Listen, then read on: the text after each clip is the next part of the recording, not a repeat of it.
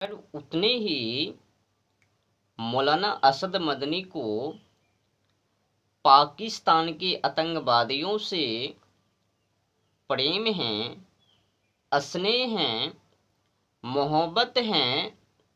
तो फिर सवाल उठता है कि मौलाना असद मदनी भारत में क्या कर रहे हैं? चले जाए ना यहाँ से, पाकिस्तान में ही रहे, वहीं पर ठाड़े। जब भारत देश के नागरिकों के हित में प्रवचन नहीं, तो फिर मौलाना असद मदनी भारत में क्या कर रहे हैं? क्या भारतवासियों के खून को पीने के लिए यहाँ बैठे हैं? एक तो आतंकी पाकिस्तान से चलकर बॉर्डर पार करके जम्मू कश्मीर प्रवेश करता है और वहाँ के मुसलमानों के सहयोग से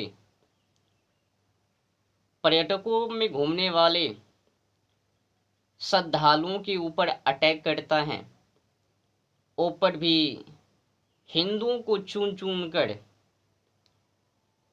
और मदनी प्रेम का वो गंगा बहा रहे हैं पाकिस्तान के हित में।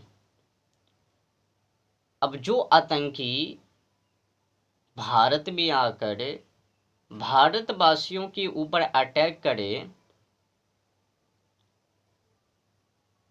उस आतंकी के खिलाफ ना बोलकर प्रेम गंगा बहाओ, प्यार और मोहब्बत की बात करो, नफरत की नहीं। वाह मौलाना साहब वाह, तुम्हारे सोचो से और तुम्हारी वो बदबू प्रवचन से पता चलता है कि तुम यहाँ के वतन से, यहाँ के नागरिकों से नाता जोड़कर नहीं रह रहे हो। खाते हो भारत के और गुणगान पाकिस्तान के, ये चलने वाले नहीं हैं। पैदा लिए हो भारत में और दुख सुख पाकिस्तान के हित में। किसी ने सही कहा, ये मुसलमान कौम बस अपनी कौम के लिए ही लड़ेंगे, वतन के लिए नहीं। हाँ, इक्का दुक्का उतर जावे वतन के लिए लड़ने के लिए, पर अधिकतर जो है ना मौलाना, ये वतन के लिए नहीं, कौम के लिए लड़ते हैं।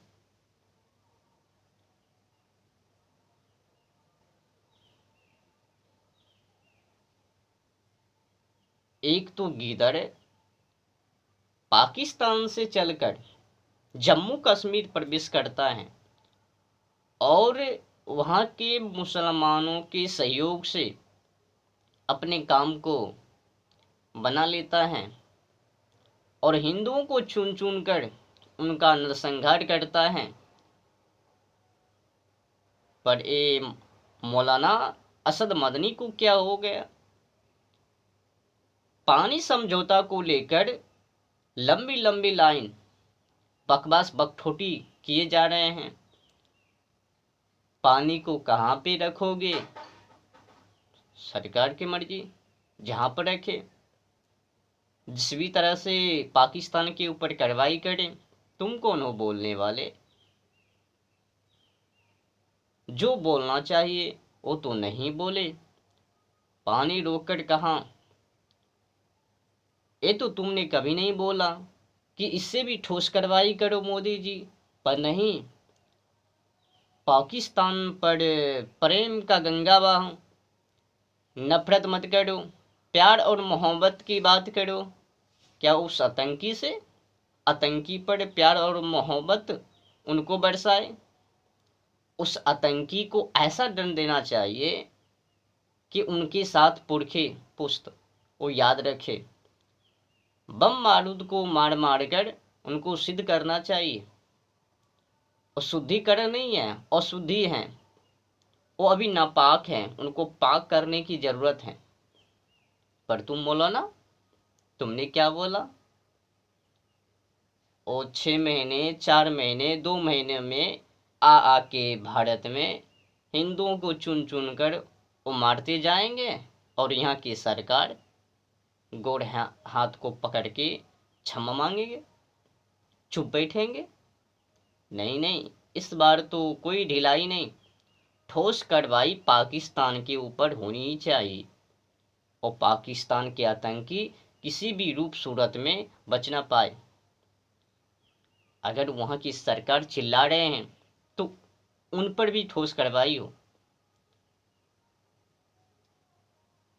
भारत में क्या कमियां हैं जो कि वो भिखारी देश से डरे?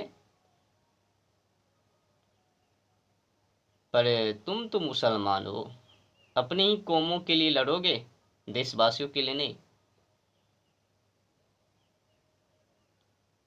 मरता तो क्या कुछ नहीं करता। किसी ने सही कहा, आतंकियों का घर, आतंकियों का धर्म मुसलमान। कौन कहता है कि आतंकी का धर्म नहीं? आज मैं कहता हूं, आतंकी का धर्म मुसलमान है, क्योंकि हिंसा करने के लिए कुरान सिखाता है। कुरान में तो साफ साफ लिखा है ना कि अल्लाह को जो ना माने काफिर, उनको जहां पाओ वहीं पर कत्ल कर दो। कहीं कहीं तो ये भी लिखा है अल्लाह खुद ही लड़वा रहे हैं, कंकड़ पत्थर की तरह वो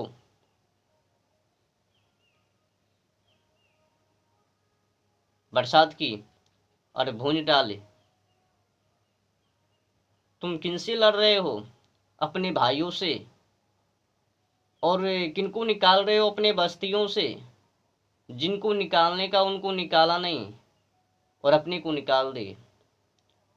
तुमको तो जहन्नम मिलवे, आग की नदियां से दर्शन करो जाके। अल्लाह के मार्गों में लड़ो, तुमको 72 हूर मिलवे। बस यही 72 हूर के चक्कर में निर्दोष और दयालु मुसलमान भी क्रूर बन जावे। मैं 100% दावे के साथ कहता हूँ, जो भी मुसलमान कुरान को पढ़ेंगे वो हिंदुओं के या फिर जितने भी समुदाय हैं मुस्लिम को छोड़कर उस सब को नापाक कहेंगे, और उन सभी को तबाह करेंगे। ये मुसलमान, कुरान में जिस तरह से लिखा है। हाँ, कुरान में कुछ ऐसे भी बातें हैं जो सही हैं, अच्छी हैं, पर अधिकतर जो प्रवचन है उसमें वचन है एकदम खिलाफ हैं। बस अपनी कौम की ही बड़ाई है, बाकी की बुराई साफ साफ है ना, कि हमारे अलावा कोई अन्य पूज्य प्रभु नहीं है, एक मैं ही हूँ क्षमा करने तत्वदर्शी, मेरे सिवा कोई अन्य पूज्य प्रभु नहीं है। मतलब क्या? साफ है ना। अब तो मुसलमान किसी अन्य को छोड़ने वाले है ही नहीं, वो अपने कौम के लिए मर जाएंगे, शहीद हो जाएंगे। पूछो ना, क्या तुम वतन के लिए लड़ोगे?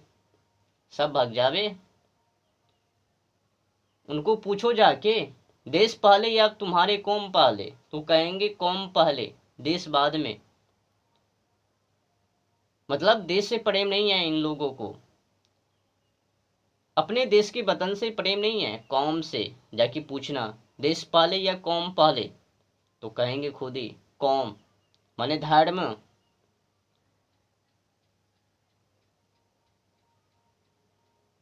इसलिए मैं कहता हूँ आतंकियों का भी धर्म है मुसलमान। अब जो कुरान हिंसा करने के लिए सिखावे उनको क्यों करना कहावे आतंकी धर्म। जो भी लोग कुरान को मान रहे हैं वो 100% आतंकी ही बन गए। बस जनता को दिखाने के लिए मैं ऐसे प्रेम करता हूँ वैसे प्रेम करता हूँ। ये सभी हम लोगों के भाई भाई हैं, हम सब मिलकर भाई भाई। बस नौटंकी करने के लिए अंदर से फूट फूट कूट कूट कर बुराई की बीज बोए पड़े हैं। अध्ययन कर भी बुराई और बातें कर भी अच्छाई, वो तो उनकी मानसिकता से ही पता चलता है ना, अंदर क्या है और बाहर क्या है। बाहर की कला तो हर कोई को समझ में आवे, पर अंदर की जो कला है उनको कौन समझवे। अब जो हिंदू गाय कत्ल से ना समझवे, अब हिंदुओं के लिए तो श्रेष्ठ पवित्र है गौ है ना, और उस गौ की कत्ल मुसलमान, इसे हिंदू को न समझ में है ना। वो तो साफ साफ हिंदू कह देते हैं कि उनके कुरान में लिखा है वो खाड़े एक गौ की जबा करे, पर उनको पता ही नहीं है कि कुरान में ऐड किया गया है मौलाना के द्वारा, आतंकियों के द्वारा। बस मुसलमान और हिंदू के बीच तनाव बने रहे और लड़ते रहे, हिंदुओं की खत्मा होते रहे। पूरे विश्व भर पर ये मुसलमान सत्ता को जमाने के लिए पूरी तैयारी कर रहे हैं। याद रखना ए हिंदुओं के ठेकेदारों, याद रखना अगर तुम अभी नहीं सुधरे तो कभी नहीं सुधर पाओगे।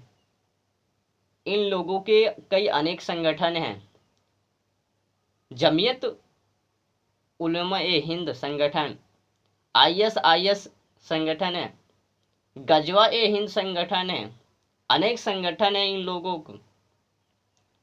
और सभी संगठन का एक ही मूल मकसद है पूरे विश्व भर पर कब्जा करना, मुसलमानों को एक में बनाकर रखना। और तुम हिंदू नौटंकी कर रहे हो, पूजा पाठ के नाम पर काउंट कर रहे हो, करते रहो और ये मुसलमान तुम लोगों को मारते रहेंगे। पैसे कमाते रहो और ये मुसलमान तुम लोगों से ठगते रहेंगे, तुम लोगों के ऊपर जुल्म ही जुल्म करेंगे। तुम कभी भी अपने आप को सुरक्षा महसूस नहीं कर पाओगे। आने वाले कुछ ही वर्षों में इन लोगों का प्रकोप देख लेना।